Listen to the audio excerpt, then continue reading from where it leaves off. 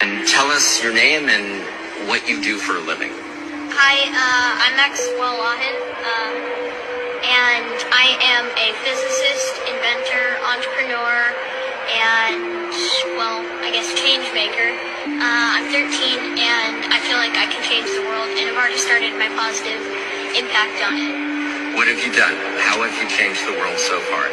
So aside from inventing a whole bunch of different stuff that probably won't matter now, but my most recent thing, which has gotten me a little bit of attention online, is my energy device, where I extract electromagnetic energy from everything around us and convert it into electrical energy. In other words, a stream of unlimited energy.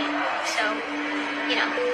So, do you think you can solve our energy crisis here on planet Earth? I believe I will, and I believe I already have solved the main problem. Now it's just a matter of, getting this out there.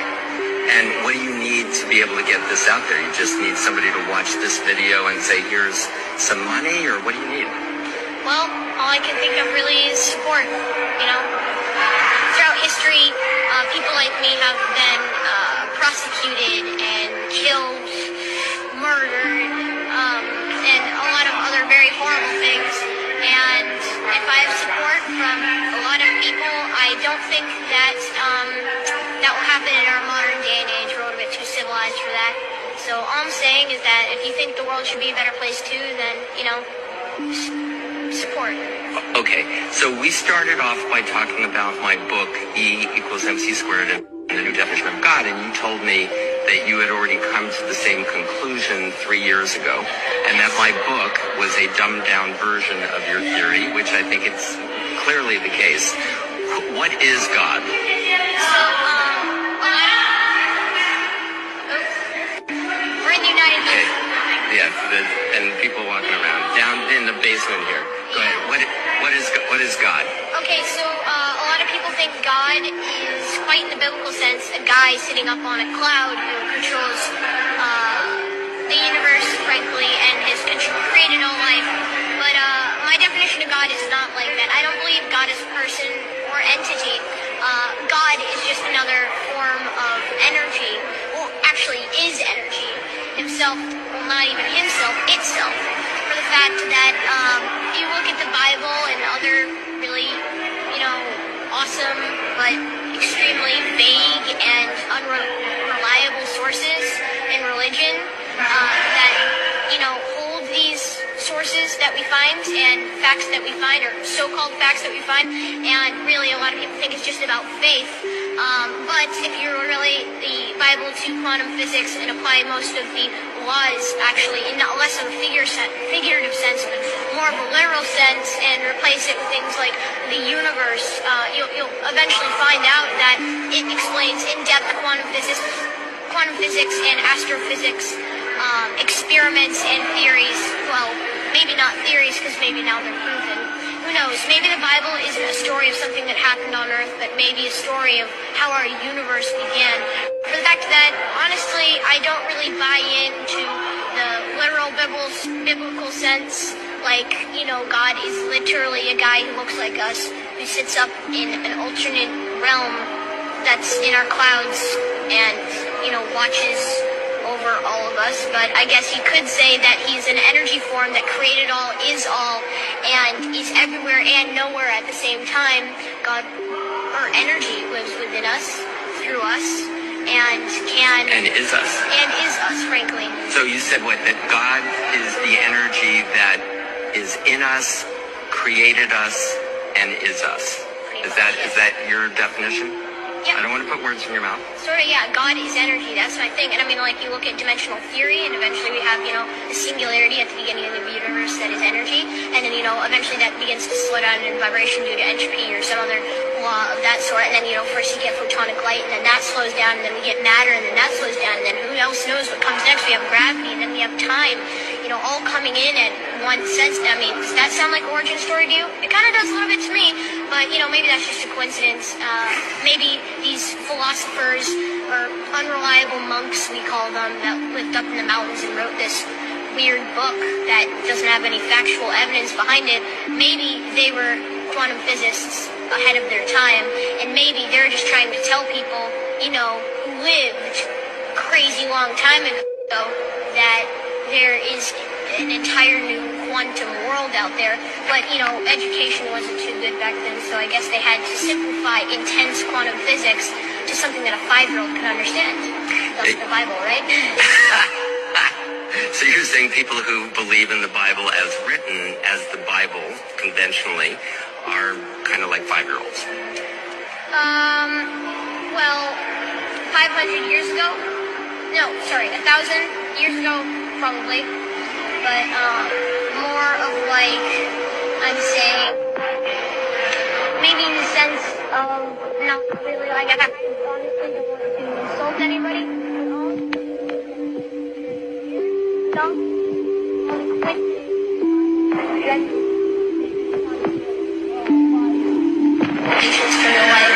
So, just saying that it's a coincidence. It's not fact. I'm not saying anything's anything. I have a very religious grandmother, so,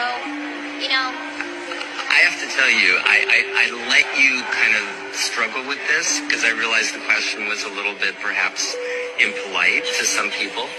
And the way you handled that was a way that my political and business clients, if they did it as well as you, I'd be incredibly proud. So the bottom line is that we keep evolving, right? And the Bible was written in different ways to interpret it. Now, you said something about the Bible and using the letters going backwards in the Fibonacci theory. Can you explain that? Because that's amazing. In certain parts of the Bible, you can get literally, if you convert the letters to numbers. Speak a little louder. The Fibonacci sequence, if you invert, of course. But in certain important parts of the book, you'll take certain parts out and you'll get numbers, which seem random, but they're actually frequencies of resonance that line up with what's called the Fibonacci spiral. And the Fibonacci spiral is kind of weird for the fact that it's called literally God's thumbprint. Which is a little bit weird, considering that we have spiral galaxies, spirals in our thumbs, spirals in our ears. Literally, almost every organism on the planet or object we have found has had some sort of reminiscence of Fibonacci in it. And I don't know, it's called God's trademark or God's thumbprint, but, I don't know. So if you're the reincarnation of anyone, who do you think it would be, or who would you like it to be?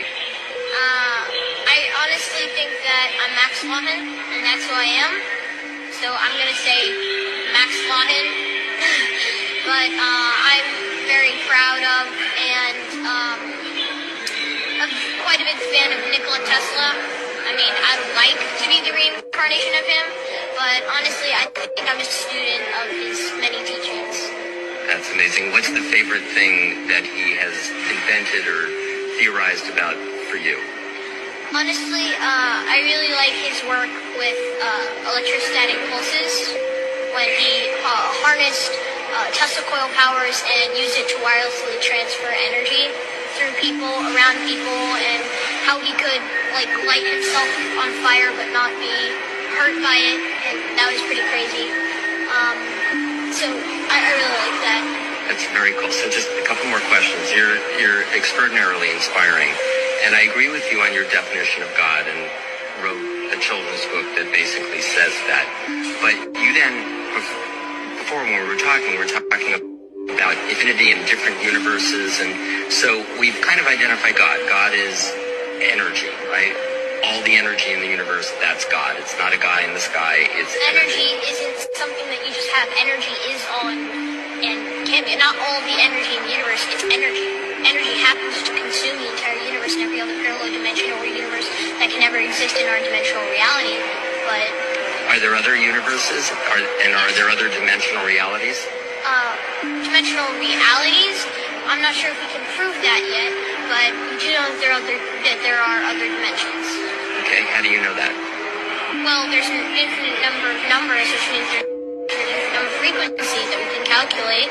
If there's an infinite number of frequencies that we can calculate, that means there's an infinite number of frequencies that mass can take. And if mass can take an infinite number of frequencies, there must be an infinite number of dimensions. Or if you're one of those string theory guys, or if you're an M theory guy, you say it's an n dimension. But as of right now, I'm just beginning to